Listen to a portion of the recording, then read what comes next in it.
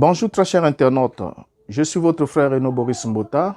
C'est avec un réel plaisir que je vous sais disponible de cliquer sur cette vidéo afin de suivre en quelques minutes ce que nous allons aborder dans ce numéro-ci. Nous allons pour ce numéro-ci un numéro spécial qui vient en quelque sorte mettre une petite pause sur la série de vidéos que nous avons eu à publier au sujet de la venue du Mashiach, la seconde venue de Christ. Mais nous allons aujourd'hui parler de la succession dans le message du temps de la fin. La succession dans le message du temps de la fin, c'est un sujet aussi important, vous allez le découvrir pourquoi. D'abord, succéder, c'est un verbe qui signifie venir après quelqu'un de manière à prendre sa charge ou sa place. Tel que nous avons l'exemple, un fils qui succède à son père à la tête d'une structure ou d'une entreprise. Alors, donc la succession, c'est le fait de succéder à quelqu'un, soit la transmission d'un pouvoir, d'une responsabilité ou d'une charge. Donc, la charge passe d'une personne à une autre. Donc, la responsabilité passe d'une personne à une autre. La fonction passe d'une personne à une autre. Et avant de commencer ce numéro, j'aimerais d'abord commencer par adresser mes sincères condoléances à toute la communauté du message du temps de la fin, en général, et à la famille biologique du pasteur Léonard Baruti Kasongo, qui a tiré sa révérence le samedi 1er juin 2024 au Canada. C'est le parcours de tout homme, comme il est écrit. Il y a un temps pour naître et un temps pour mourir. Et cette écriture s'accomplira pour chacun de nous. Donc tous ceux qui sont nés de la femme finiront par passer par là. Un jour, ce sera votre tour, ce sera mon tour.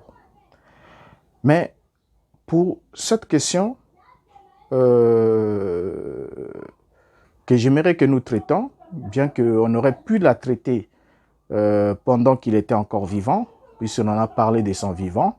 Et vous savez très bien avec moi que nous avons traité aussi plus d'un numéro ici sur cette chaîne à propos de l'attitude ou les dernières déclarations du pasteur. Nous avons parlé de sa correction du prophète William Branham et tout ces choses-là et son rétropédalage et tout. Mais aujourd'hui, nous allons parler de la succession. La succession dans le message du temps de la fin. Parce que nous avons observé, nous avons regardé la vie des églises, nous avons vu comment se passe la succession après le décès du pasteur responsable, fondateur. Et nous sommes quand même arrivés au point de nous interroger à la lumière d'abord du message du temps de la fin et à la lumière de la Bible. Parce que la Bible est l'absolu final, le point de référence final.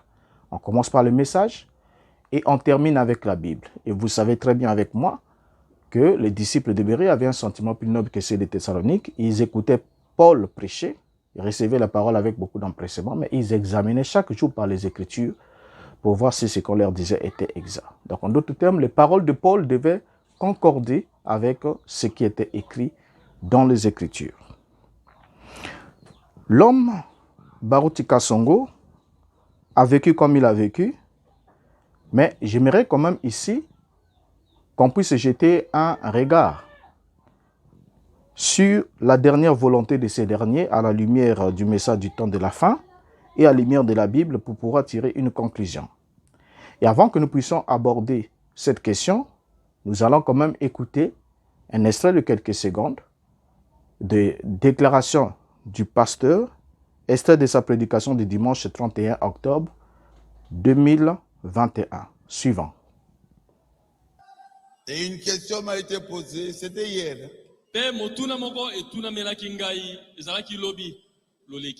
Mais si tu meurs, Bongo, soki okufi,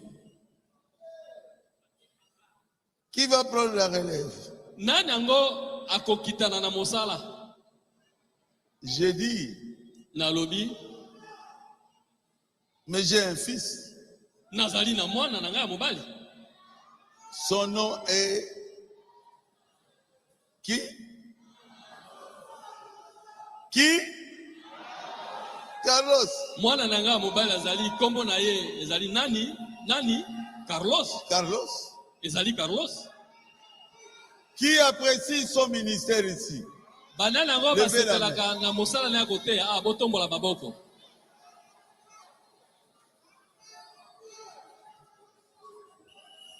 prêche très bien. Ate Kamalamu. Soki okosilika, osilika na yo. Si tu veux te fâcher, c'est ton problème. Aza koteya makasi. Il prêche durement. Abangaka moto te. Il n'a peur de personne. Il prêche pour le salut des âmes. Ate Kapana lobiko ya bomoi ya bato.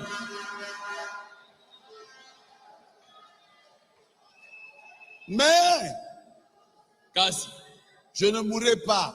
nakokufa te.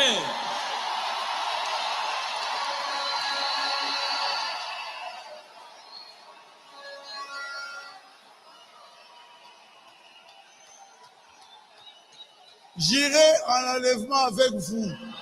Nakokende na bonetolami elongo na bino. Je vous parle comme un prophète. Nazali kolobela bino lokola mosakoli. Je ne mourrai pas. Nakokufa te. Nous irons ensemble dans l'enlèvement. Tokokende longo moko na bonetolami.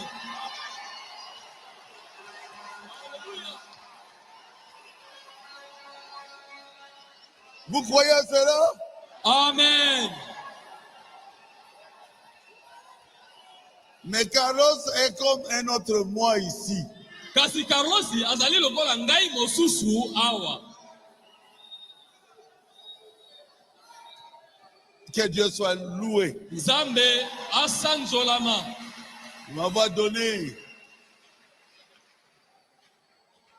un fils qui est prédicateur. Ndenge apesi ngai mwana moko ya mobali oyo azali motei. Amen. Amen. Bien, nous venons ensemble de suivre la déclaration du pasteur.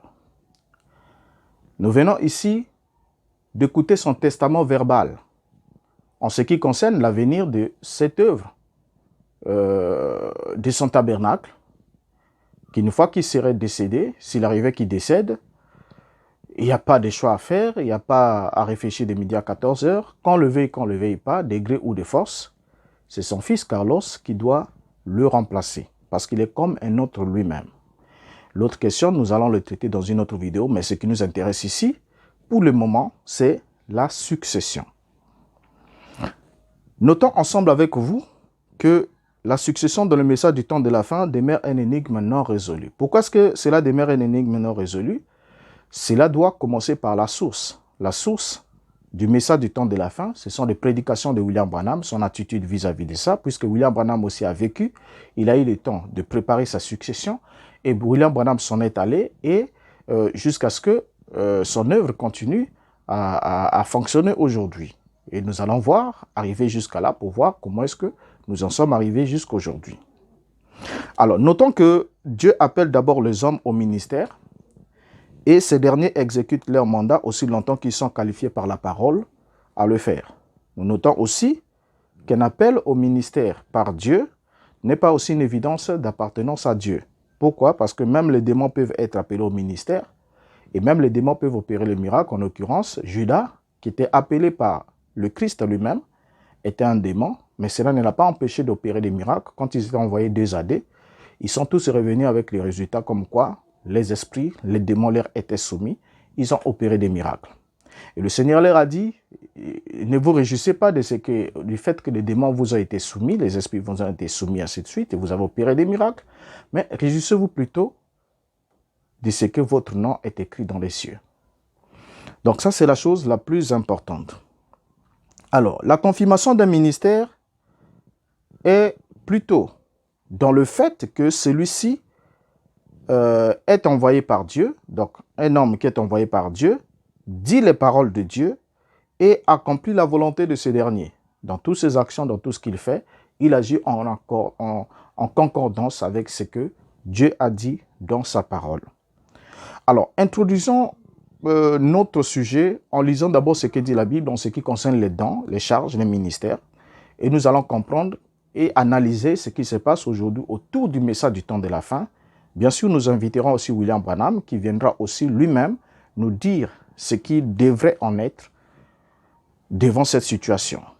Quand le pasteur décède, est-ce le fils biologique qui doit devenir pasteur à la place de son père, de gré ou de force? Prenons la Bible, Éphésiens chapitre 4, le verset 8 à 12. Nous lisons. C'est pourquoi il est dit, étant monté en haut, il a amené des captifs, il a fait des dons aux hommes. Et il a donné les uns comme apôtres, les autres comme prophètes, les autres comme évangélistes, les autres comme pasteurs et docteurs, pour le perfectionnement des saints, en vue de l'œuvre du ministère et de l'édification du corps de Christ. Ça, c'est la Bible qui nous le dit. Paul qui écrit aux Éphésiens, il leur montre comment le Seigneur, étant monté en haut, il a fait des dons aux hommes, il a fait des uns comme, les uns comme, les uns comme, les uns comme. Dans quel objectif? Pour le perfectionnement des saints, en vue de l'œuvre du ministère et de l'édification du corps de Christ. Ensuite, après avoir fait des dons aux hommes, c'est Dieu qui établit les ministères dans l'Église. 1 Corinthiens chapitre 12, le verset 28 nous dit « Et Dieu a établi dans l'Église premièrement des apôtres, secondement des prophètes, troisièmement des docteurs, ensuite ceux qui ont le don des miracles, puis ceux qui ont le don de guérir, de secourir, de gouverner, de parler de diverses langues. » Alors, le verbe qui attire notre attention ici, c'est le verbe « établir ». Donc, établir ici, c'est instituer une administration. Donc, c'est Dieu qui établit dans l'Église. Nous retenons cette phrase, elle est importante. Dieu a établi dans l'Église. Après avoir fait des dons aux hommes, il a établi dans l'Église des apôtres, des prophètes, des docteurs. Ensuite, ceux qui ont des dons de miracles, ainsi de suite. Alors, lorsque nous arrivons avec l'exemple de l'apôtre Paul, Actes chapitre 26, verset 16 nous dit « Mais lève-toi et tiens-toi sur tes pieds, car je te suis apparu pour t'établir ministre et témoin des choses que tu as vues et de celles pour lesquelles je t'apparaîtrai. » Verset 17. « Je t'ai choisi du milieu de ce peuple et du milieu des païens vers qui je t'envoie. » Bien, nous comprenons ensemble avec vous ici que c'est Dieu qui établit les ministères et la preuve en est, il a parlé à Paul en lui disant qu'il l'a établi. Donc, c'est lui qui l'a établi. Donc, je te suis apparu pour t'établir ministre et témoin des choses que tu as vues. Alors, nous savons que la maladie, la fatigue due à l'âge et même la mort peuvent toucher un serviteur de Dieu en charge, entraînant ainsi un arrêt définitif ou momentané de ses fonctions sacerdotales. Alors, ce dernier doit être nécessairement remplacé, d'où l'on parle de la relève. Alors, avant de prendre la relève dans le message du temps de la fin, puisqu'il en est question, la succession ou la relève, essayons un peu de regarder le modèle que nous avons eu autour de nous, pour ne pas aller trop loin, dans les deux Congos. Nous avons par exemple dans l'histoire très récente, Néma Sikatenda, qui a succédé à son père Sikatenda Liadi Jacques, c'est un fait. Moïse Mbie, qui a succédé à son père, l'apôtre Emmanuel Mbie, ça aussi c'est un fait. Emmanuel Bolia de l'église Bima a également succédé à son père, l'apôtre Bolia Inzola Casimir, ça c'est aussi un fait. Quand on arrive dans le monde du message du temps de la fin, au Congo-Brazzaville par exemple, tout récemment, c'est Siméon Galibali qui a pris les commandes de l'église Arc-en-Ciel Tabernacle de Brazzaville après la mort de son père, le docteur Romiad Lis Ngalebali. Ça, c'est déjà des faits.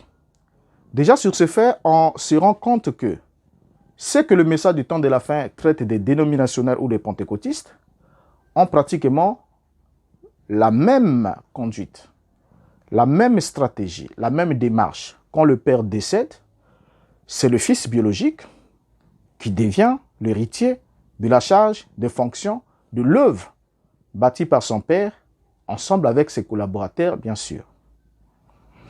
Alors, non seulement ça c'est déjà ce qui est fait, qui est déjà conclu, qui est établi. Mais en dehors de ce qui est déjà conclu, il y a déjà des préparatifs qui sont mis en place pour certains. Vous arrivez par exemple chez le pasteur Obed Dioka, il est déjà préparé pour succéder à son père Richard Dioka à la tête de Shekinah Tabernacle. Israël Kindomba est déjà prêt pour assurer la conduite de l'église de son père, Jean Bosco Kindomba. Et l'apôtre Léopold Mutombo Kalombo a déjà consacré son fils Siméon Mutombo Kalombo comme pasteur. La liste n'est pas exhaustive. S'il faut prendre le temps, on verra. Et d'autres n'ayant pas de fils biologiques. Certains pasteurs n'ayant pas de fils biologiques et ont juste des filles, ont donné leurs filles aux prédicateurs et ont fait de ces prédicateurs leurs associés en vue de préparer ces derniers à la succession. Comme il a épousé ma fille et le ministère étant lié au mariage, si il divorce avec ma fille, il perd aussi le ministère, donc, et l'église et tout ça là. Donc, c'est des calculs politiciens qui se jouent afin que quand il décède, que ce pasteur qui a épousé sa fille puisse hériter de l'église et ensuite continuer à prendre soin de sa famille, de la veuve, ainsi de suite. Donc, continuer à garder le pouvoir. Et ça, ils le font à regret. Ceux-là le font à regret parce qu'ils n'ont pas eu de fils, qui soient déjà grands ou matures, mais peut-être rien que de filles, ou encore des fils qui sont encore très petits. Alors, ce sont des stratégies comme ça qui se bâtissent autour de cette œuvre, du message du temps de la fin, selon la même image que nous voyons bien de toutes les églises dites pentecôtistes, dénominationnelles, ainsi de suite. Alors, que dit Branham et que nous montre la Bible au sujet de la succession? Parce que tout doit partir de là.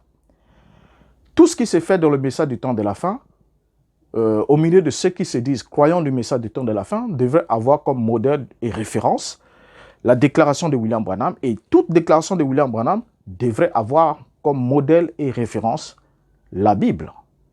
C'est très simple, n'est-ce pas? Alors, qu'est-ce que Branham dit? Prenons d'abord le cas de Branham, qui est l'exemple, qui est venu avec ce mouvement du message du temps de la fin. C'est lui le leader principal. Et comment est-ce que lui, il prévoyait la succession ou l'après lui? Comment est-ce qu'il le voyait? Avant la naissance de Joseph Branham, le deuxième fils de William Branham avait eu un premier fils du nom de Billy Paul, le frère Billy Paul, qui est décédé tout récemment. William Branham l'a eu en 1935. Et quand William Branham a eu ce fils, Branham avait commencé à miser sur Billy Paul, son fils aîné, qui devrait être le potentiel héritier de son œuvre. La question que je me pose en passant, il devrait hériter l'œuvre du Branham Tabernacle ou bien il devrait hériter l'œuvre attribuée comme étant le prophète du monde entier, de l'âge tout entier. Donc, est-ce qu'il devrait les succéder à la tête de l'âge ou il devrait le succéder à la tête de son église, le Branham Tabernacle? Et tout ça, c'est encore un peu vague. Maintenant, suivant William Branham, parce que généralement dans les assemblées, quand on vous lit des déclarations de William Branham, j'ai compris aussi une fausse manœuvre. Vous allez voir que les pasteurs ont aujourd'hui l'habitude de vous lire des déclarations de William Branham sans vous mentionner les dates, sans établir chronologiquement l'évolution de la pensée de ces derniers pour que vous soyez bien fixés. Donc, ils ne font ça que en prenant un angle de choses et en vous laissant dans la confusion, dans le flou, afin de faire passer ce qu'ils veulent faire passer. L'essentiel que tout ce que nous voulons faire passer soit enrobé d'une déclaration de William Branham, c'est fini, les gens vont avaler. Même si Branham dit le contraire ailleurs, ça ne compte pas. On n'a pas donné des dates, on ne voit pas comment la pensée a évolué du haut vers le bas ou du bas vers le haut, du nord vers le sud. Mais nous allons lire William Branham et suivre progressivement l'évolution de sa pensée concernant la succession. Et voir comment ça s'est passé avec le Branham Tabernacle. Et nous comprendrons alors si ce qui se passe dans le message aujourd'hui, ou qui est sur le point même de se passer avec Regini Tabernacle, plutôt Baruti Tabernacle, est en accord avec le message et au finish en accord avec la Bible. Dans la prédication de William Branham prêchée le 6 mai 1951, la prédication Crois-tu cela? Paragraphe 17, nous lisons Branham. Je voulais rentrer à la maison, aller rencontrer l'enfant, voir ce qui arrivait. Je voulais qu'il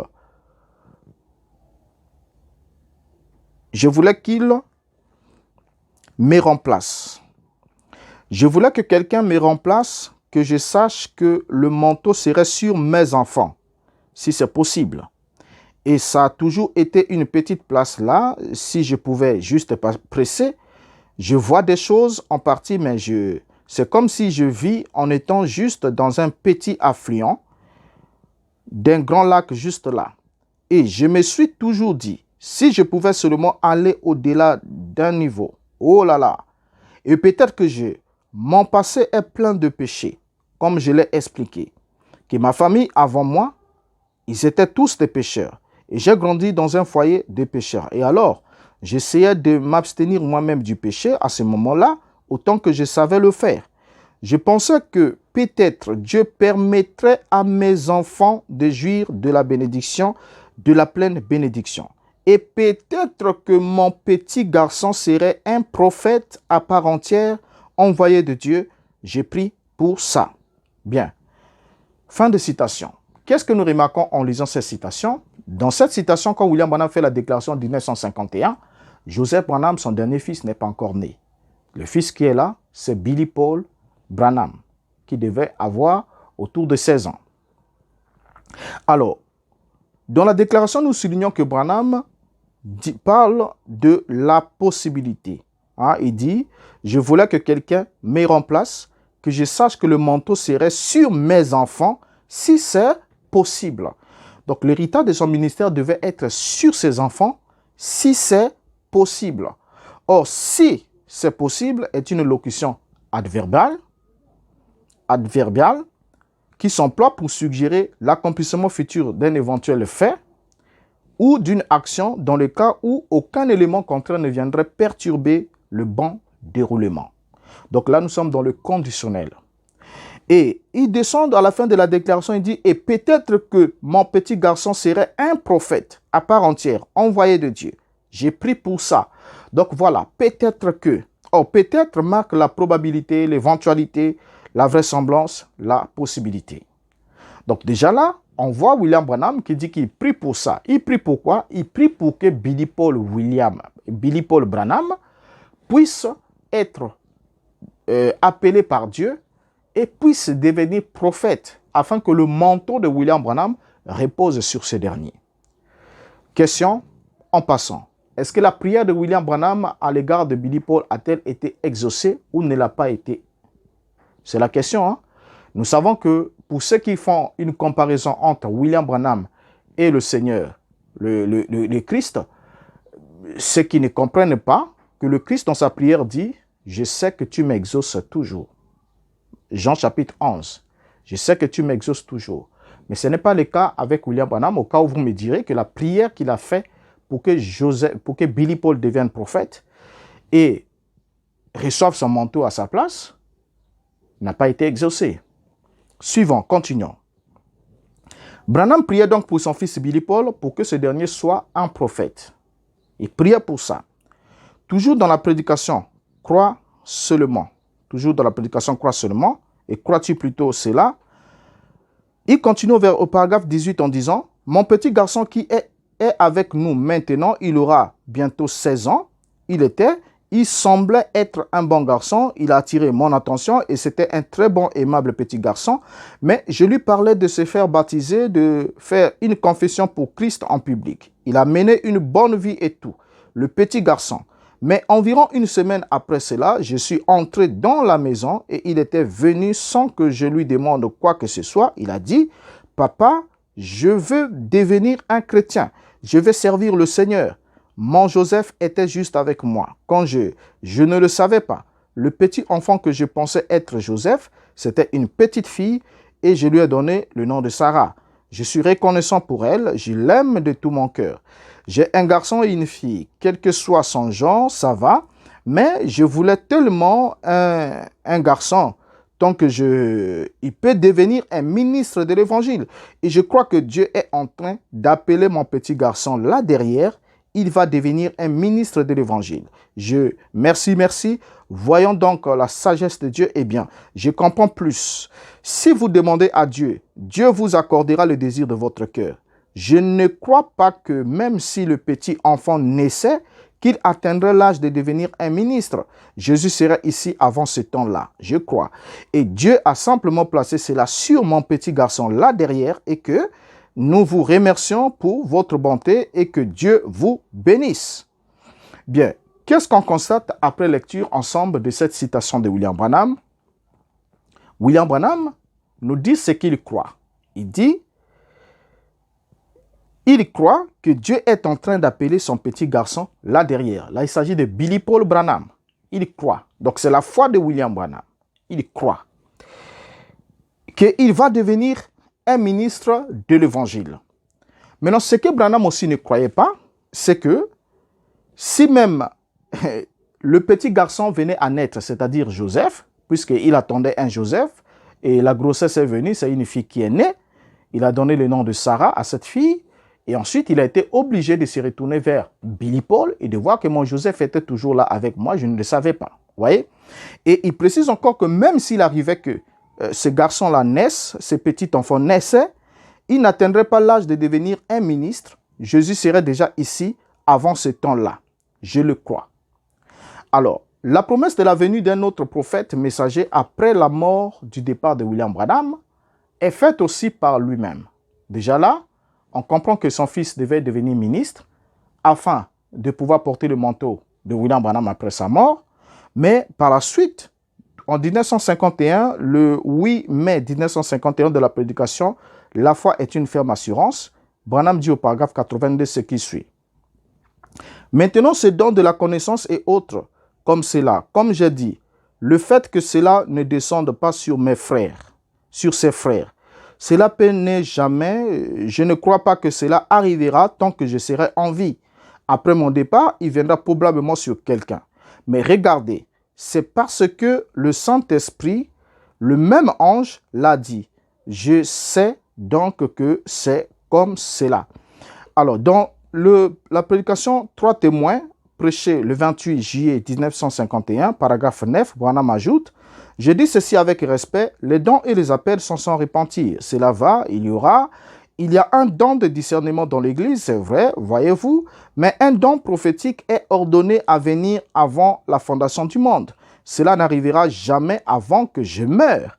Il passera de moi à quelqu'un d'autre, voyez-vous. » Et dans la prédication, la guérison divine, prêchée le 19 décembre 1954, Branham ajoute, au paragraphe 234, ce qui suit, « Mais aide-moi à vivre de sorte que, dans ma génération, je ne me tiendrai pas dans une autre génération, je n'aurai rien pour les juger, je n'aurai pas à me tenir en jugement avec eux, mais j'aurai à me tenir en jugement avec les hommes et les femmes avec lesquels j'ai vécu.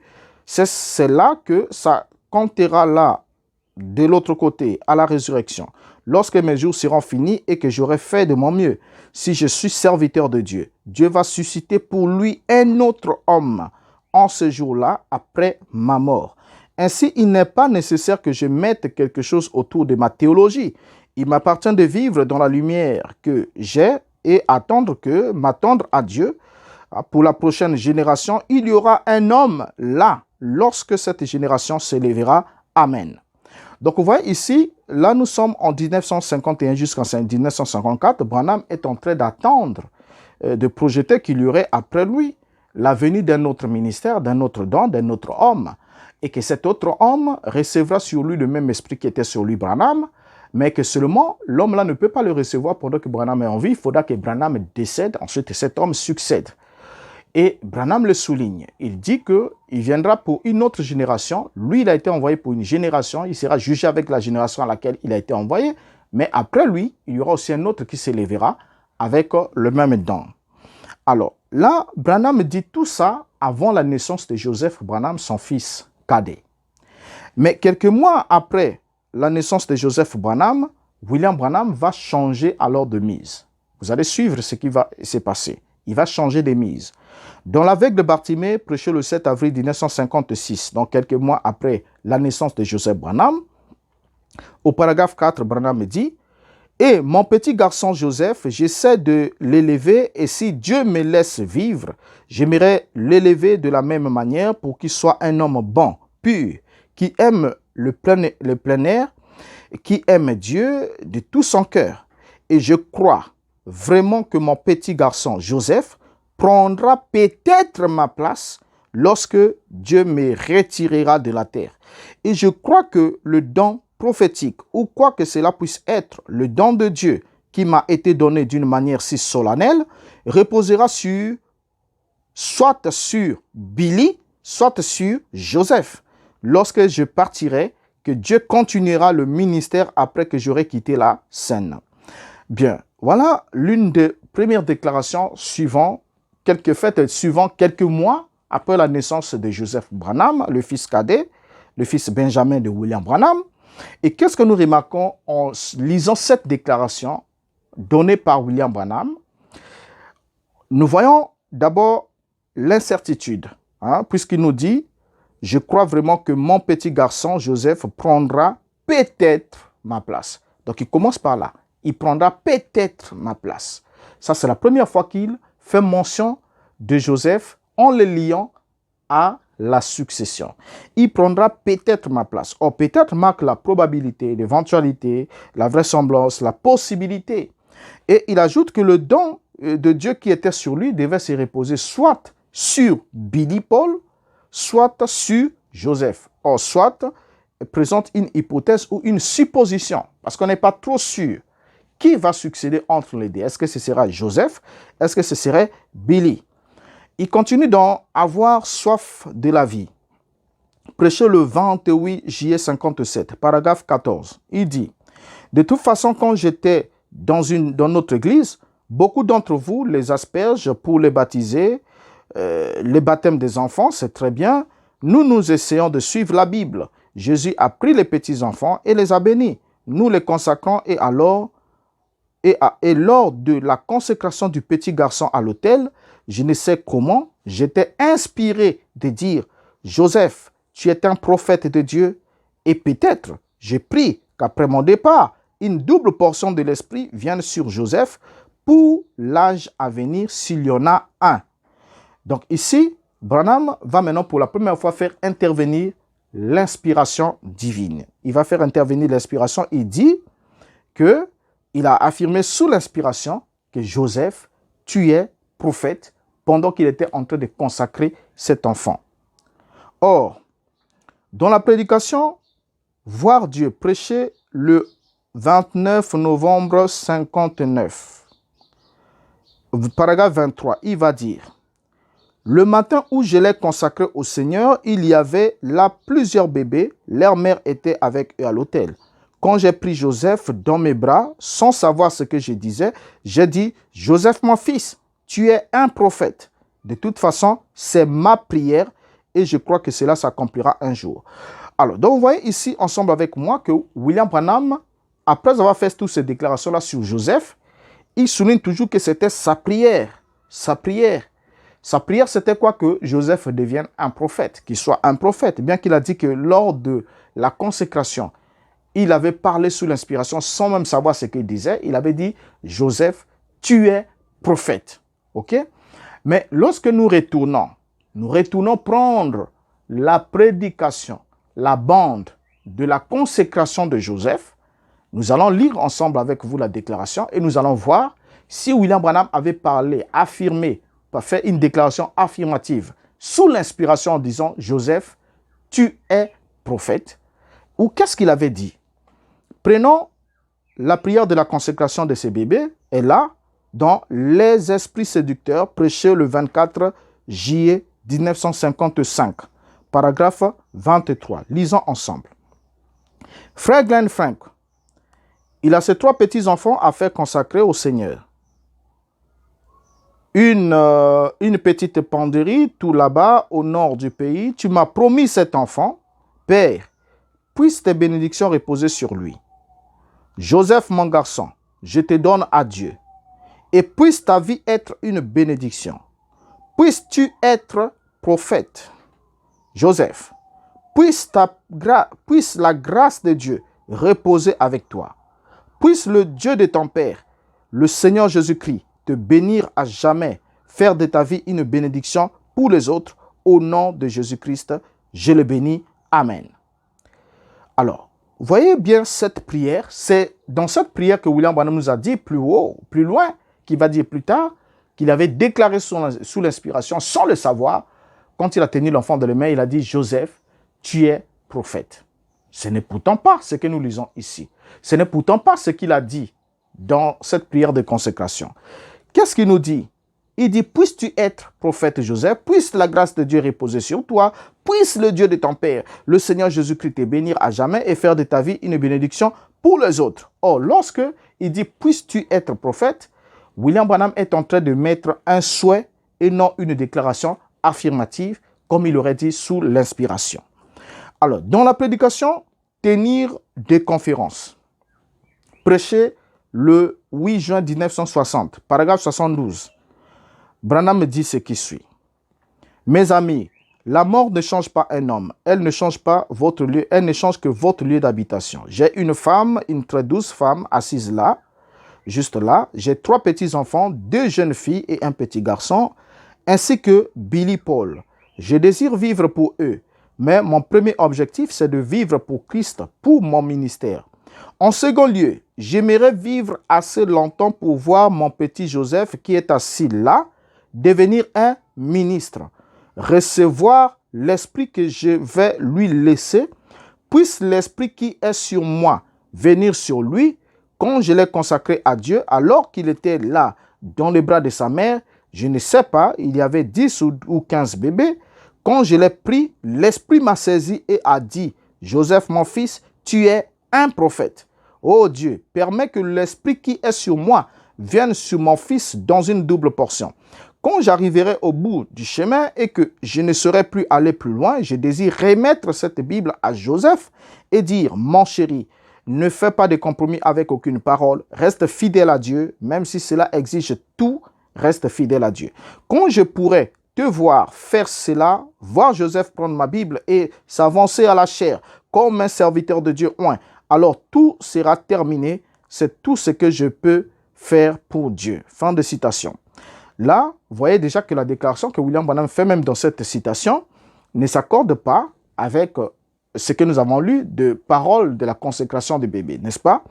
Et ici, l'ambition de William Branham, c'est que son fils, Joseph, puisse devenir un ministre afin de le succéder.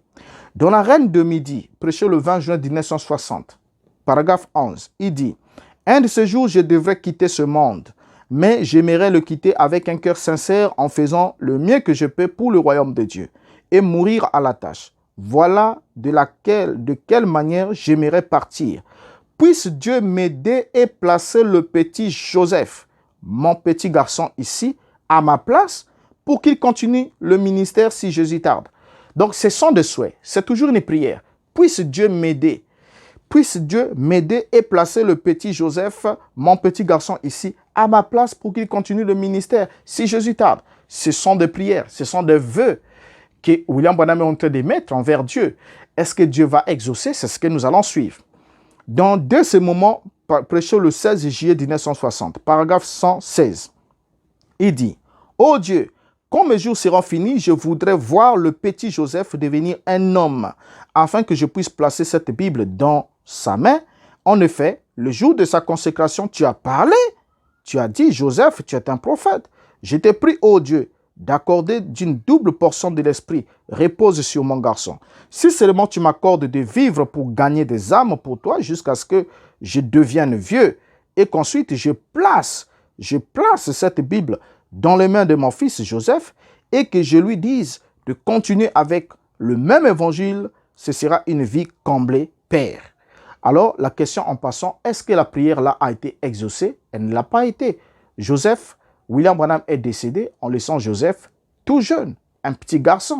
Vous voyez? Donc, il n'a pas eu le temps de vieillir et de placer cette Bible dans les mains de Joseph et de placer son esprit en double portion sur Joseph afin que ce dernier prenne sa place. Suivant encore William Branham. Dans l'aveugle Bartimée, prêché le 24 janvier 1961, paragraphe 84, il dit « L'un de ces jours, je vais m'en aller, mes amis, je vais quitter le monde. Je prie que Dieu prenne l'esprit qu'il m'a permis d'avoir et qu'il en place une double portion sur mon fils, Joseph, pour faire briller la lumière à mon absence. Et alors aussi, Je m'attendrai à ce que Billy est l'un des meilleurs jeunes garçons que le monde puisse. Il n'a pas été appelé au ministère. Eh bien, je n'aimerais pas m'en aller sans quelqu'un pour représenter, pour prendre ma place à mon absence. Donc là déjà, vous voyez, nous sommes en 1961. William Branham dit, je n'aimerais pas m'en aller sans avoir quelqu'un pour reprendre, pour représenter, pour prendre ma place à mon absence. Quelqu'un pour représenter quoi? La famille ou comment? C'est la question qu'on se pose. Vous voyez? Est-ce qu'il manquait de frères? Non. Il manquait de collaborateurs? Non. Mais il tenait à tout prix à ce qu'un de ses fils puisse le succéder à la tête de l'œuvre. Et dans de ces moments, prêché le 20 mai 1961, paragraphe 5, il dit, « Mais 6 ans avant qu'il ne vienne, le Seigneur m'avait dit que j'aurais ses fils et que je devrais lui donner le nom de Joseph. Et le petit garçon a déjà des visions et il dit des choses qui effectivement s'avèrent être la parfaite vérité. Juste un jour, il me faudra, j'espère, descendre avec lui jusqu'au Jourdain, puis prendre mon char et monter. J'espère qu'il s'écriera, mon père, char d'Israël et l'air cavalerie. Donc, votre vie est-elle digne de l'évangile? Prêché le 30 juin 1963, soir. Paragraphe 297. Branham me dit, je pensais que peut-être Billy prêcherait l'évangile. Dieu ne l'a jamais appelé. Mais je crois que Joseph, tout vilain petit garçon qu'il soit, je crois que Dieu l'a appelé. C'est la raison pour laquelle les enfants ne peuvent pas s'entendre avec lui. C'est un meneur. Et je sais que Dieu l'a appelé. Je veux le former selon la voix de la parole du Seigneur, afin qu'il n'abandonne pas cette parole. Je veux le faire moi-même, si Dieu le veut. Et quand je serai vieux et que je serai assis, que je puisse le voir là, debout à la chair, disant, ce même évangile pour lequel mon papa a pris position, il est assis là ce soir, âgé et cassé, mais je vais prendre sa place et assurer la relève, me tenir là. Donc c'est bien, c'est vrai. Donc il est évident qu'après, d'après toutes les citations que nous avons lues de William Branham n'a jamais prophétisé que Joseph puisse devenir prophète. Ça n'a jamais été une prophétie. Comme vous avez vu, il y a un numéro spécial qui a traité de cette question. Il n'a jamais prophétisé que ce dernier devienne prophète. Maintenant, ceci est aussi un autre exemple de changement, de changement constant d'histoire de William Branham sur ce qui s'est réellement passé et ce qu'il aurait voulu que ça se produise. Donc, William Branham prend ses souhaits, ce qu'il avait souhaité que ça se fasse, comme étant des déclarations comptant. 1. William Branham n'a pas eu le temps de former ce petit garçon. 2. Le petit garçon n'a pas été appelé au ministère du vivant de son père. 3. William Branham n'a pas vieilli pour mettre la Bible dans la main de son fils. 4. Il ne s'est pas assis au fond de la salle pour suivre Joseph en train de prêcher, se présentant comme étant celui qui a pris la relève. Donc tout ce que Branham dit, j'ai pris, Dieu n'a pas exaucé tout cela. Et en 1965, William Branham va s'en aller. Alors, lorsque William Branham s'en va, on va d'abord, avant d'avancer, si quelqu'un connaît une seule prophétie donnée par Joseph Branham, avant le fait, et qui a eu la réalisation de façon exacte, sans ambiguïté, il pourra nous laisser la référence en commentaire. Je crois que ça bénira quelqu'un. Parce qu'un prophète est confirmé par l'accomplissement de sa prophétie sans ambiguïté. Alors, la succession père et fils est-elle biblique à la tête de l'Église? Bonne question, n'est-ce pas? Est-ce qu'elle est biblique? Oui, dans le message, elle est en accord avec le message, puisque c'était l'intention de William Branham de laisser son fils à la tête de son œuvre.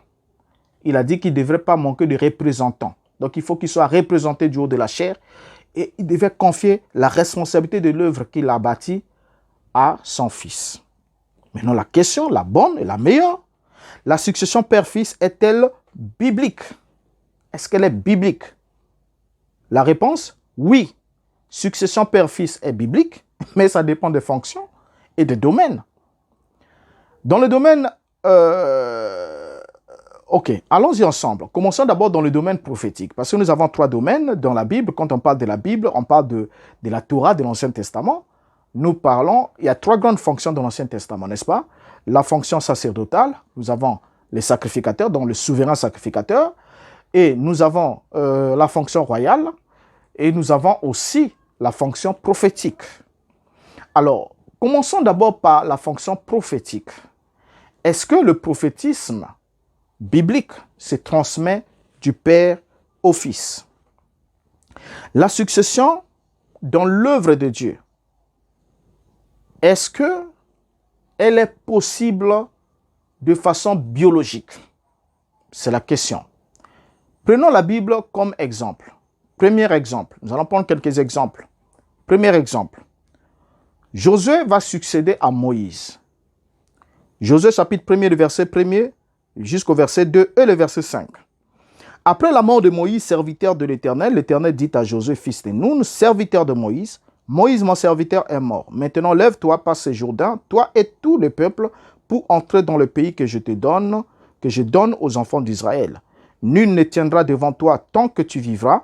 Je serai avec toi, comme j'ai été avec Moïse. Je ne te délaisserai point, je ne t'abandonnerai point. Qu'est-ce que nous constatons?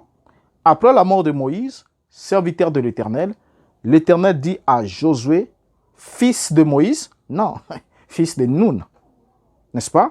Fils de Nun. Mais pourtant, Moïse avait des fils. Il y avait Gershom, il y avait les autres. Il avait des fils qu'il avait fait à Canaan avant même de retourner en Égypte. Donc, il avait des fils qui étaient déjà très grands, qui pouvaient bien prendre la charge de l'œuvre. Mais ça n'a pas été le cas. Suivant. Sur cette question, Branham aussi est d'accord avec moi, il va répéter le même verset. Il va nous lire dans le résultat de la décision, prêché le 8 octobre 1955, paragraphe 11, il dit, et comme texte, si nous pouvons l'appeler ainsi, pour avoir le contexte de le livre de l'achèvement, nous allons lire ce soir dans Josué chapitre 3, verset 7, et le Seigneur dit à Josué, aujourd'hui, je commencerai à t'élever aux yeux d'Israël, afin qu'ils sachent que je serai avec toi comme j'ai été avec Moïse. Quelle merveilleuse promesse c'était pour Josué. Ce jeune homme, nouveau chef militaire d'Israël, il était alors le prophète qui succédait à ce grand homme Moïse. Il était le prophète qui succédait à ce grand homme Moïse. Un prophète succédant à un autre prophète. Mais Josué est choisi et consacré à sa mission par Moïse du vivant de ces derniers. C'est d'abord, et ça c'est le point le plus important, Josué est choisi par Dieu, Josué est consacré par Moïse à sa mission avant même que Moïse ne s'éteigne. Exode chapitre 24, verset 13. Moïse s'éleva avec Josué qui le servait et Moïse monta sur la montagne de Dieu. Alors, dans Nombre chapitre 27, de verset 16 jusqu'au verset 20. Qu'est-ce que nous lisons? Que l'Éternel, le Dieu des esprits de toute chair, établisse sur l'assemblée un homme qui sorte devant eux et qui entre devant eux, qui les fasse sortir et qui les fasse entrer, afin que l'assemblée de l'Éternel ne soit pas comme des brebis qui n'ont point de berger. Verset 18. L'Éternel dit à Moïse, prends Josué, fils de Nun, homme en qui réside l'esprit, et tu poseras ta main sur lui. Tu le placeras devant le sacrificateur Éléazar et devant toute l'assemblée, et tu lui donneras des ordres sous leurs yeux. Tu le rendras participant de ta dignité, afin que toute l'assemblée des enfants d'Israël l'écoute. Voyez comment ça se passe avec Josué. Josué fut établi sur l'assemblée, sous l'ordre de Dieu, à Moïse. Moïse le fait, il est vivant. Alors, Deutéronome 34, verset 9. Joseph, fils de Nun, était rempli de l'esprit de sagesse, car Moïse avait posé ses mains sur lui.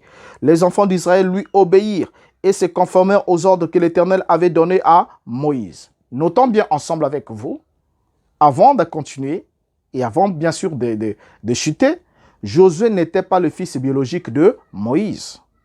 Tout se passe là. Tout est tracé là. Il n'était pas le fils biologique de Moïse, comme cela s'est fait aujourd'hui dans le monde du message du temps de la fin ou dans le monde des églises, où dès qu'on a un fils, même quand ce dernier n'a pas un ministère, on le force, on le forge, parce que c'est de l'amusement, c'est de la blague. On le forme, on le force. On a été appelé soi-même, oui peut-être, mais le fils, même s'il devrait être appelé, mais est-ce qu'il est impératif que le fils d'un prédicateur soit un prédicateur? Pourquoi est-ce que c'en est ainsi? Pourquoi? Alors, Josué n'était pas le fils biologique de Moïse. Ça, c'est un élément. Deuxième exemple, Élisée va succéder à Élie, le prophète. Le successeur d'Élie n'était pas un fils biologique d'Élie. Mais quand on dit William Branham est Élie le prophète, bon, le successeur d'Élie le prophète va être un fils biologique. Alors que déjà Élie le prophète, déjà le Tishbite, lui n'a pas eu d'enfant biologique. Raison de plus pour laquelle il ne pouvait pas avoir un successeur en tant que fils biologique. Mais Moïse en avait un. Moïse en avait des enfants. Vous voyez? Parce qu'on peut dire non, mais s'il avait choisi Josué parce que non, Moïse avait des enfants. Avec Séphora, sa femme. Il a eu des enfants. Mais il n'a jamais placé le choix. N'est pas tombé sur un fils biologique pour succéder à Moïse. Alors, Élisée, successeur d'Élie. Élie appela Élisée sous l'ordre divin. Et l'ordre de succession d'Élisée, d'Élie par Élisée a été donné par Dieu lui-même. 1 Roi chapitre 19, verset 16 et le verset 19. Lisons. Tu oindras aussi Jéhu, fils de Nimshi, pour roi d'Israël. Et tu oindras Élisée, fils de Shaphat, Abel Méhola, pour prophète à ta place. Verset 19. 1 Roi chapitre 19, verset 19. Élie partit de là et il trouva Élisée, fils de Shaphat, qui labourait. Il y avait devant lui 12 paires de bœufs et il était avec la 12e. Élie s'approcha de lui et jeta sur lui son manteau. Verset 20. Élisée, quittant ses bœufs, courut après Élie et dit, « Laisse-moi embrasser mon père et ma mère et je te suivrai. » Et lui répondit, « Va et reviens, car pense à ce que je t'ai dit. » Verset 21. Après s'être éloigné d'Élie, il revint prendre une paire de bœufs qu'il offrit en sacrifice avec l'étalage des bœufs. Il fit cuire leur chair et la donna à manger au peuple. Puis il se leva, suivit Élie et fut à son service. Maintenant, quand on prend 2 Rois chapitre 2, le verset 9, il a dit, « Lorsqu'ils eurent passé, Élie dit à Élisée, « Demande ce que tu veux que je fasse pour toi avant que je sois enlevé d'avec toi. » Élisée répondit, « Qu'il y a sur moi, je t'ai pris une double portion de ton esprit. » Verset 15, les fils des prophètes qui étaient à Jéricho, vis-à-vis, l'ayant vu dire, « L'esprit d'Élie repose sur Élisée. » Et ils allèrent à sa rencontre et se prosternèrent contre terre devant lui. Donc là, c'est clair. Nous voyons que la succession d'Élie, comment elle s'est passée entre Élie et Élisée. William Branham va aussi dire dans Par ta parole, prêché le 28 septembre 51, paragraphe 7, il dit, « Vous rappelez-vous de ce jeune prophète du nom d'Élisée qui succéda à Élie? Il était devenu chauve encore jeune homme. » Bien. Dans ces deux exemples que nous avons pris de succession prophétique, Josué comme Élisée sont appelés par l'ordre divin et ils furent oints et entrèrent au service du prophète avant de pouvoir succéder à ce dernier après son départ. Et notons ensemble que ni Josué ni Élisée étaient des fils biologiques de ces prophètes à qui ils ont succédé. Même Samuel, qui a succédé à Élie, le sacrificateur, n'était pas le fils de ses entrailles. Vous connaissez l'histoire, vous voyez? Alors, la succession père-fils ne s'est jamais réalisée dans le prophétisme. La succession père-fils ne s'est jamais réalisée dans le prophétisme. Vous allez sûrement me dire, Abraham était prophète, Isaac était prophète, Jacob était prophète. Oui, le prophète n'est pas seulement celui qui communique la parole de Dieu, mais c'est celui à qui Dieu s'adresse. Vous allez trouver Abraham avec ses bergers qui les conduisaient, avec ses troupeaux qu'il paissait. On n'aura pas peut-être le temps, on pourra peut-être prendre un numéro si quelqu'un le souhaite, si vous le mettez en commentaire, on pourra y revenir. Et vous allez prendre le cas d'Isaac, vous allez voir que tous ces gens, que ce soit Isaac, que ce soit Jacob, ils étaient à la tête de leur famille et non à la tête d'une communauté ou d'une congrégation, comme dans le cas de Moïse, ainsi de suite, et par la suite, en tant que berger du troupeau d'Élohim. Alors, la succession père-fils ne s'est jamais réalisée dans le prophétisme, mais uniquement dans la royauté et dans la sacrificature aaronique. on a vu David qui succède, plutôt Salomon qui succède à David, dont la royauté c'était possible.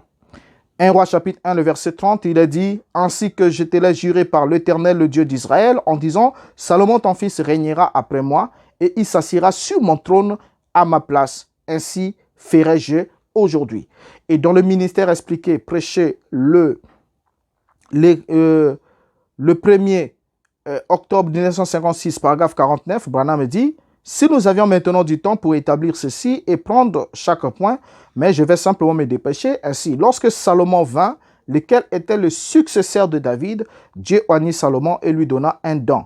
Dieu a toujours donné des dons pour conduire son peuple, sonder les Écritures. » Alors, donc déjà là, on doit souligner, avant de terminer, que les églises ne sont pas des royaumes et les chairs ne sont pas des trônes. Il faut qu'on le souligne. Ici, la succession père-fils se passe dans un royaume. Donc, la royauté, le père succède, le fils succède à son père sur le trône. Vous voyez, Salomon succède à David, c'était normal. Cela continue ainsi, au niveau de, puisque le sceptre ne devait pas s'éloigner de Juda. Donc, cela devrait continuer ainsi. Mais là, nous sommes dans le cadre royal. Or, les églises ne sont ni des royaumes et les chairs ne sont pas non plus des trônes pour qu'il y ait la succession biologique au sommet de ces derniers. Ce n'est pas évident, ce n'est pas bibliquement prouvable. Voyez? Et en plus, nous ne sommes pas non plus dans la sacrificature aaronique pour que le souverain sacrificateur soit succédé par son fils. Et en plus de ça, aucun de pasteur qui décède n'est un souverain sacrificateur pour qu'une fois qu'il décède, son fils prend la charge. Non seulement on confond les dispensations, parce que nous sommes dans un autre sacerdoce. Le sacerdoce est royal, là où le Seigneur lui-même est le souverain sacrificateur. Donc tous les restes sont des sacrificateurs. Il a fait de nous un royaume des sacrificateurs, à moins que vous soyez dans un autre sacerdoce, dans le sacerdoce pastoral ou un autre sacerdoce. Vous voyez? Où le pasteur est un souverain sacrificateur et dès qu'il décède, c'est son fils qui doit le remplacer à la charge de la sacrificature. Ce qui n'est pas bibliquement correct. Ce n'est pas bibliquement correct. Rappelez-vous que même notre Seigneur Yeshua, avant de s'en aller, de quitter la scène, ne pouvait pas quitter les disciples sans avoir désigné les leaders, malgré le fait qu'il savait que tous recevant le Saint-Esprit, il avait néanmoins désigné Pierre comme étant celui qui devrait paître les brebis à son absence. Jean chapitre 21, le verset 17. Nous lisons, il lui dit, pour la troisième fois, Simon, fils de Jonas, m'aimes-tu? Pierre fut attristé de ce qu'il lui avait pour la troisième fois, de ce qu'il avait dit pour la troisième fois, m'aimes-tu? Et il lui répondit, Seigneur, tu sais toutes choses, tu sais que je t'aime. Jésus lui dit, paie mes brebis. Donc, dans le Nouveau Testament, nous lisons que le Christ a laissé la conduite de l'Église à Pierre, qu'il avait appelé, formé et même mis à l'œuvre dans son vivant. Et notons ensemble qu'il ne manquait pas de frères biologiques à Christ. Vous allez dire, c'est parce qu'il n'avait pas de fils biologiques. Faux. Il ne manquait pas de fils biologiques. Il ne manquait pas plutôt de frères, de demi-frères de sang, à qui il pouvait confier l'œuvre, puisqu'ils étaient aussi croyants dans l'œuvre. Vous voyez, ils l'ont suivi aussi. Alors donc, déjà ça, ce sont des points importants, des points capitaux. Alors, cependant, la notion qu'il y aurait une succession biologique dans le fils apostolique n'est pas une notion biblique. La succession biologique dans le fils apostolique n'est pas une notion biblique. La succession biologique, donc père-fils ou frère-frère du sang au-dessus de l'œuvre de Dieu n'est pas une notion biblique. Terminons ensemble avec le cas de Branham Tabernacle, puisque Branham avait souhaité. En 1965, Branham meurt, son fils Joseph Branham est encore un gamin. Et en tant que gamin, 1, son père n'a pas eu le temps de le former. 2, son père n'a pas eu le temps de le oindre ou de le consacrer à l'œuvre. 3, il n'a pas été présenté ni choisi. S'il devait être successeur au-dessus du tabernacle, il devait être voté. Bon, tout ça, le petit est resté tout petit. Alors, quand Dieu retire Branham, alors que le petit qui devait le succéder n'est pas encore mature, n'est pas encore assez grand, qu'est-ce qui va se passer? William Branham, qui avait déjà présenté Neville, Orman Neville comme étant le pasteur associé, que ce dernier a été voté par l'église Branham Tabernacle, alors c'est automatiquement Neville qui prit la charge, bien qu'étant boudé par certains, ainsi de suite. Mais il a quand même tenu ferme, jusqu'à ce que comme Neville est parti, il y a eu, je crois, Collins qui est venu, qui a été voté lui aussi, il a pris la charge, jusqu'à ce qu'il a quitté tout récemment, et Joseph Branham étant devenu grand, et voulant bien sûr pérenniser cette œuvre-là, va lui être proposé aussi, et va être voté pour succéder au pasteur qui avait succédé à Neville. Donc vous allez voir ensemble avec moi que Joseph Branham, qui est là à la tête du Branham Tabernacle, n'était pas le successeur de William Branham, conformément aux souhaits, aux multiples souhaits qu'avait William Branham. C'était des souhaits, c'était des vœux, c'était sa prière, mais ce n'était pas un ainsi dit le Seigneur. Et il n'y avait pas de modèle comme ça dans la Bible, qu'un fils biologique doit succéder automatiquement à son père, au sommet d'une œuvre, au-dessus d'une œuvre. Quand l'œuvre est du Seigneur, bon, si c'est l'œuvre d'un homme, d'accord. Mais si l'œuvre est du Seigneur, comme le Seigneur l'avait dit à Pierre, si tu m'aimes, paie mes brebis, paie mes agneaux. Donc, les brebis appartiennent au Seigneur. Lisons ce que la Bible dit au sujet du premier choix qui a été fait à l'Église. Après la mort de Judas, nous lisons dans Actes chapitre 1er, le verset 21 jusqu'au verset 26 inclus. Il faut donc que parmi ceux qui ont accompagné tout le temps le Seigneur Jésus, tout le temps que le Seigneur Jésus a vécu avec nous, depuis le baptême de Jean jusqu'au jour où il a été enlevé du milieu de nous, il y en a un qui nous soit associé comme témoin de sa résurrection. Ils en présentèrent deux, Joseph appelé Barsabas, surnommé Justice et Matthias, puis ils firent cette prière. Seigneur, toi qui connais le cœur de tous, désigne lequel de ces deux tu as choisi, afin qu'il ait part à ce ministère et cet apostolat que Judas a abandonné pour aller en son lieu. Ils tirèrent au sort et le sort tomba sur Matthias qui fut associé aux 11 apôtres. Qu'est-ce qu'on constate? On constate qu'il y a un choix. Le choix, comme on le voit bien, on voit bien que les hommes, sans Saint-Esprit, avaient voté pour Matthias pour qu'il soit comme successeur du défunt Judas, mais Dieu lui-même va faire un autre choix. Il va dire plus tard, mettez-moi, dans Actes chapitre 13, verset 2, pendant qu'ils servaient le Seigneur dans leur ministère et qu'ils gênaient, le Saint-Esprit dit, mettez-moi à part Barnabas et Saul pour l'œuvre à laquelle je les ai appelés. Donc, qu'est-ce qu'on note ensemble avec vous? On note que le choix même de l'Église, le premier choix, le premier vote de l'Église, ils ont prié, la Bible dit ensuite, ils ont fait le tirage au sort. Donc, le Saint-Esprit n'a pas répondu puisqu'il n'était pas là. Pour le choix, ils ont fait le tirage au sort et le sort est tombé sur Matthias et ils l'ont choisi. Mais on n'a jamais entendu ce nom en l'œuvre, en action. Le Saint-Esprit n'a pas été avec lui parce que ce choix était un choix charnel. Le Seigneur leur avait dit, attendez jusqu'à ce que vous recevez l'Esprit. Et l'Esprit vous conduira dans toute la vérité. Mais avant qu'ils reçoivent l'Esprit, ils ont commencé à voter les apôtres. Ils ont fait le vote. Vous voyez? Et c'est cet esprit-là que nous avons vu aussi, que nous voyons être pérennisé dans le monde du message du temps de la fin, où les pasteurs doivent être votés. Mais j'aimerais pas parler tout seul. Nous allons lire Branham. Il va nous donner son point de vue sur cette question. Parce que c'est lui aussi qui l'a institué. C'est aussi lui qui va nous donner la lecture qu'il fait de cela.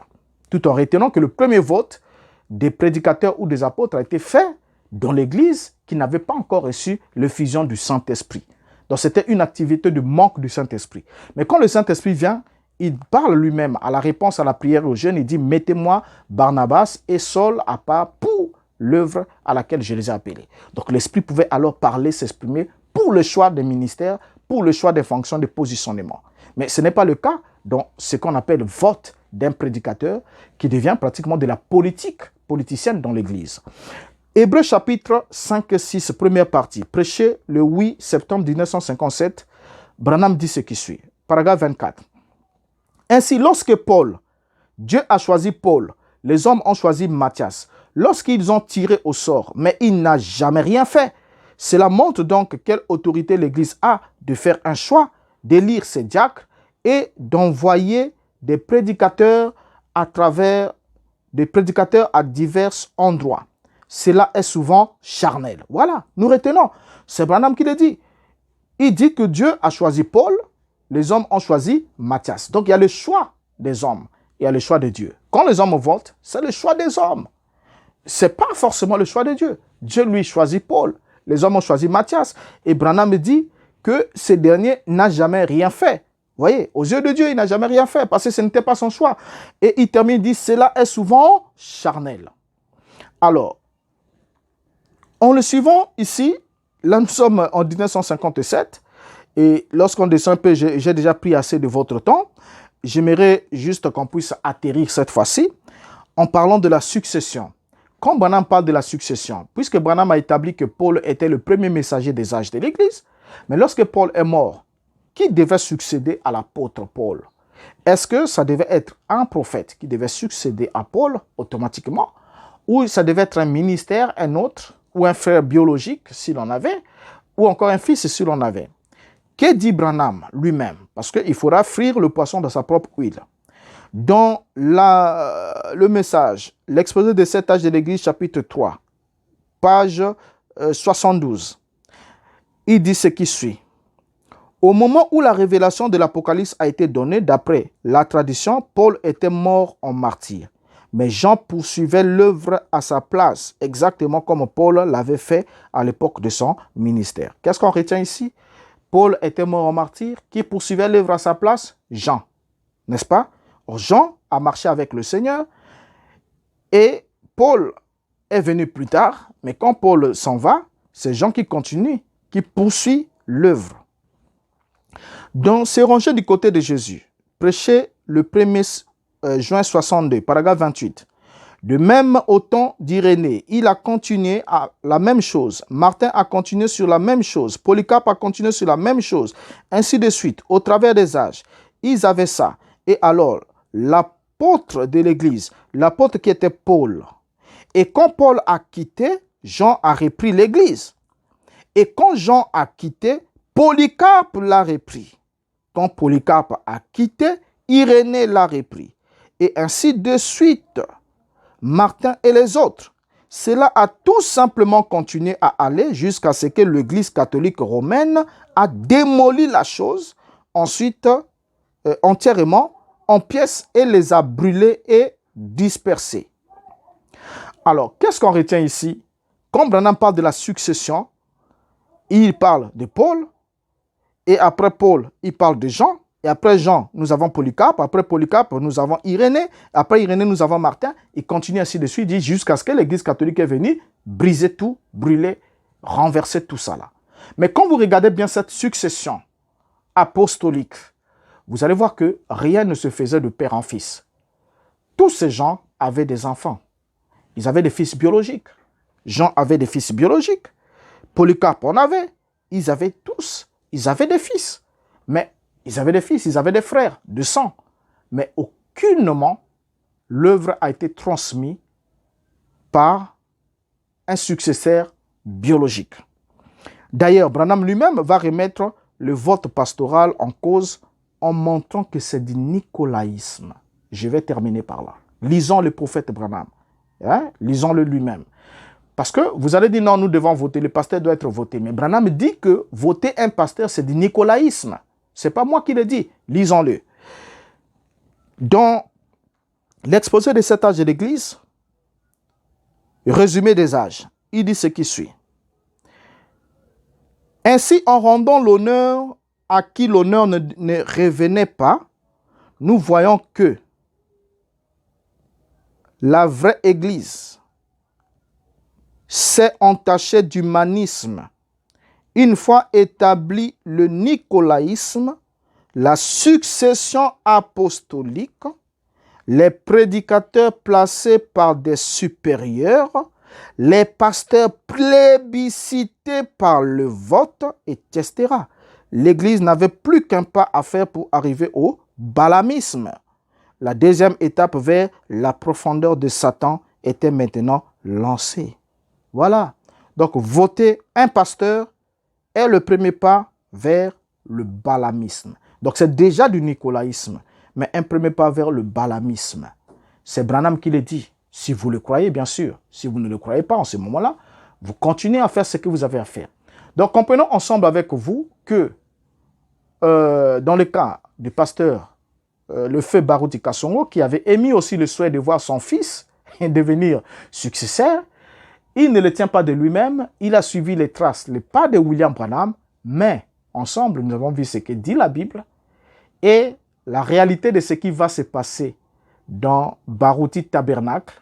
Nous le savons, hein, ça c'est évident. Parce que vous savez déjà que ce n'est ni la Bible, ni les messages qu'on vous impose un homme, un prédicateur, parce qu'il est issu des reins biologiques. On ne doit pas profiter de l'amour, de l'estime qu'on avait pour l'homme qui s'est présenté avec un mandat. Il a dit qu'il a été appelé par Dieu, il a œuvré, il a travaillé, oui. Il a eu des fils qu'il a engendrés biologiquement, oui. Mais il n'est pas toujours évident. En fait, ce n'est pas bibliquement correct et que le fils biologique succède à son père.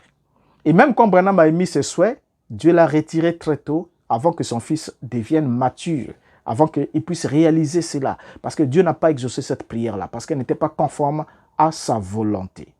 Alors, je vous dis au revoir et merci pour la patience que vous avez pris de me suivre en ces temps critiques, en ces temps de deuil. Et je crois que ce que nous avons dit, nous l'avons dit, cela fera du bien à une âme, à quelqu'un qui doit réfléchir, de comprendre que lorsque vous votez un pasteur, vous plébiscitez un pasteur, vous êtes dans le nicolaïsme et vous faites preuve d'être une église qui n'a pas le Saint-Esprit, qui vote encore les pasteurs comme l'église apostolique avant l'effusion du Saint-Esprit qui avait voté Matthias alors que c'était un choix charnel. Le choix des hommes n'est pas celui de Dieu. Alors je vous prends congé et vous donne rendez-vous pour un autre numéro où nous allons essayer d'analyser ensemble avec vous l'un des propos aussi du pasteur, puisqu'il nous avait dit qu'il ne mourra pas, il ira dans l'enlèvement avec toute son assemblée. Je vous prends congé et vous donne rendez-vous pour le prochain numéro. Au revoir.